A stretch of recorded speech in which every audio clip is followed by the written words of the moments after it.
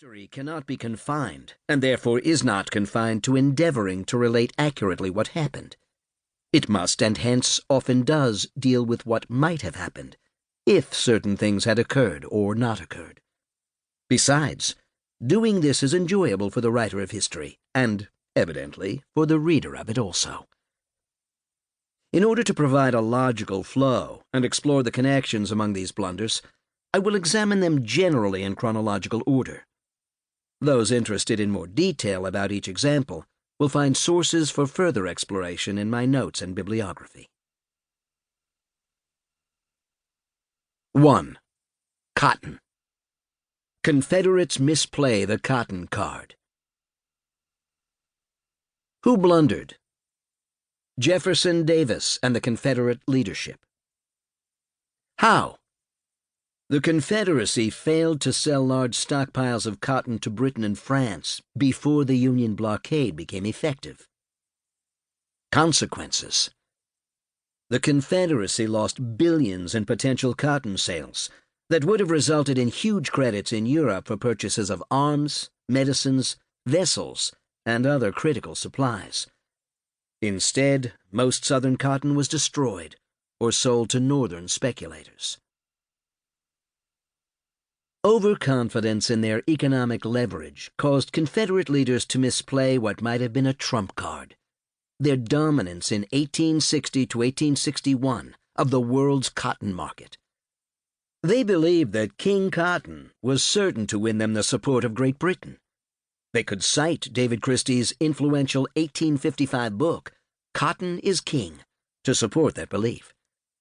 A pro-Southern Cincinnatian, Christie summarized all the arguments and data required to show the economic dependence of England and the world on Southern cotton, inspiring the rallying cry of the South, "Cotton is King." By 1860, the book had been republished and also incorporated into another book. Senator James Henry Hammond of South Carolina reinforced that belief in an 1858 speech. "But if there were no other reason why we should never have war, would any sane nation make war on cotton? Without firing a gun, without drawing a sword, should they make war on us, we could bring the whole world to our feet. The South is perfectly competent to go on 1, 2, or 3 years without planting a seed of cotton. I believe that if she was to plant but half her cotton for 3 years to come, it would be an immense advantage to her. I am not so sure but that after 3 years' entire abstinence, she would come out stronger than ever she was before, and better prepared to enter afresh upon her great career of enterprise.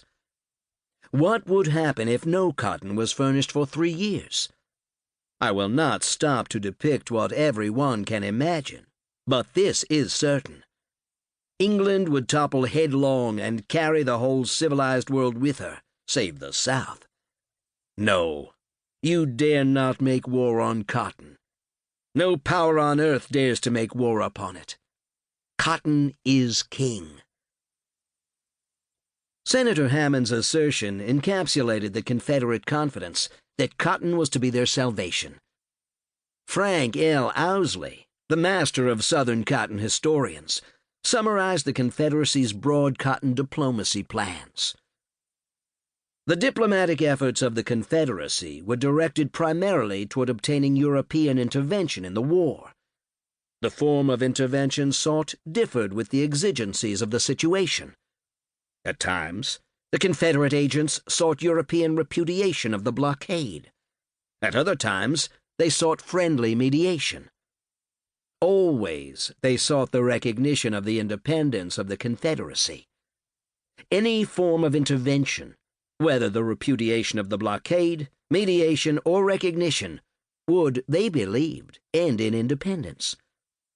It was primarily England and France with whom Confederate diplomacy and propaganda were concerned, for those two maritime powers held the fate of the Confederacy in their hands, and the Confederacy for over a year, because of its monopoly of the cotton supply upon which those two nations depended, believed that it held the fate of those two countries in their hands.